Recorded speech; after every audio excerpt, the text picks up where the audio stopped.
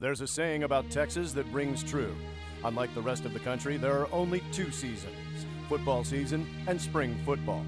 When Clark's 2007 season ended, those who returned were determined. Spring training would soon turn to summer weights to two-a-days. Few knew then what would become of the 2008 Cougars, but in each and every soul there was the desire, the grit, the will to be better. What no one knew was how good they would be. What no one could predict about the 2008 Clark Cougars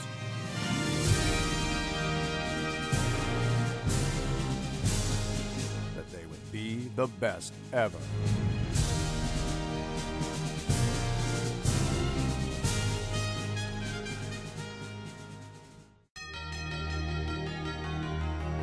Being at Clark and being in the Clark community, people expect high things from Clark. You know, they expect big things. We expected big things out of this team because, you know, they are a good bunch of kids, and they had a little bit more talent than the past few years. They had a little bit more size, a little bit more speed.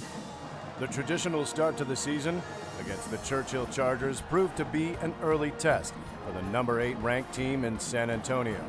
The Gucci Bowl is a special game for those kids. You know, you can't really just say it's just another game, because it isn't. It's one of those things where it's a huge rivalry, and those are good games to be into. You know, and to play in that kind of ball game that early, it gets you prepared for playing in the playoffs. The Chargers struck first on a 37-yard scoring drive in the first quarter.